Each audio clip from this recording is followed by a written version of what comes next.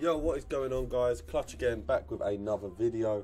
So we are going to be doing another tactics video for you guys. Like I said, during Team of the Year, whilst we've got Weekend League going on, I'm really trying to push the kind of content out for you guys so you guys can get the best results in your Weekend League games, okay? If you have any suggestions for videos in the future, let me know in the comments. Drop a like if you enjoy the video, and just sub if you are enjoying the videos in general. The support we've been getting on the channel recently has been pretty crazy, so I really appreciate everyone just, supporting the channel. It really helps, okay? So we are going to get into this video. Now, it is the 4-2-3-1. Now, the 4-2-3-1 is a very good formation this year. I would say it's a top 3 formation in the game. It is still very effective. Maybe not as effective as it once was back in the day, but still very good. So, our defensive style is on press after possession loss. Now, this is obviously the standard one that we're using if we're trying to press. Constant pressure just does too much. Players run around everywhere like headless chickens. So, press after possession loss is definitely the best option. It presses basically any time that, for the first 5-7 seconds to try and really win the ball high up the pitch and just put a lot of pressure on your opponent. And for some reason this year they've just made it very good. Now, the width is on 45. Again, we're just slightly widening our widths compared to what we once was. That was obviously just because of the new updates. So obviously with that means that people are now attacking a lot more down the wings. It isn't just as much about over top through balls and abusing that. It is a lot more about attacking down the wings with cutbacks. So 45 width we're going to be using just to defend the width. Our depth is on 45. We are not using the auto offside traps with this one. Again, it is just personal preference for me currently. I'm just trying other stuff. I've used it with the auto offside traps before and it was very good. But I think that if you're trying to be a bit more, I'm trying to make this one for a bit more of the relaxed guys that aren't trying to go crazy attacking like me. Maybe you want to play a bit more of a better build up. Don't want to be as vulnerable in defence and really want to try and lock up shop. Then 45 depth I think is way better than the 72, because obviously with that is a high press. The build up play is on balance still. Now, that is obviously because fast build-up just wouldn't work with the 4-2-3-1. 4-2-3-1 is all about structure and slow play and passing patterns and really breaking down your opponent.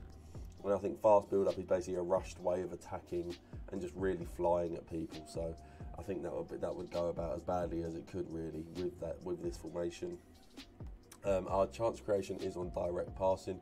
Again, even though we are trying to break people down, really trying to pass the ball, direct passing is still the best tactic in terms of chance creation. It helps with obviously runs and just the way your team plays. So that is why direct passing is on. We do have 45 width. Now, again, we're just trying to play a little bit wider, but still with this formation, we don't want to be too wide. Just because I don't want my wide cam staying too far away from my main cam and my striker, because I find that's where a lot of my build-up comes from. So I don't want them too wide, but I want them wide enough that they're not on top of each other. Now, the players in the box is on 5. Again, this is pretty much my standard go-to. I find it very useful. I always feel something that if I go a bit too far the other way, or like each way, I lose my nice spot. But maybe I just need to start being a bit more adventurous with it. My corners is on 2, just because we're not abusing corner tactics anymore, just because they don't work. And free kicks are on 1. Obviously, this is how we had the team set up. Pretty self-explanatory, I feel like, when you talk about, obviously, the fact there are Trivellas in the game, things like that. So this kind of makes the most sense. And then these are the tactics, okay? So, Mbappe, we haven't done anything to him. Now, sometimes I might have him on getting behind.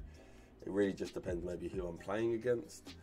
But generally at the moment I'm not having him on getting behind. We're more focusing on build-up play, everyone kind of passing around, playing a bit slower, being a bit more constructive with the way we're playing.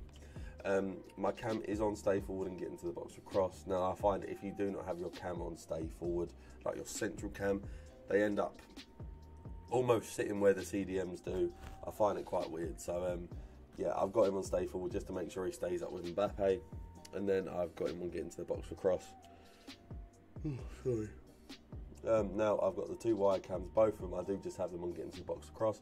Now that is for the back post runs as well as the cutbacks. So that is why I've got both of them on getting to the box for cross.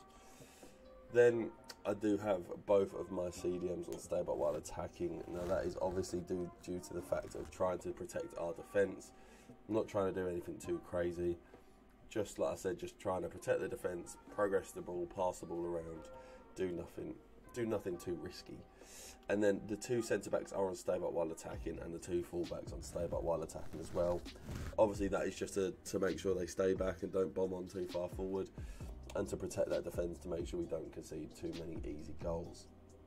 So guys, hopefully you guys did enjoy this video. If you did, drop it a like, drop it a comment, let me know what you want to see in the future, and I will see you guys next time. Peace.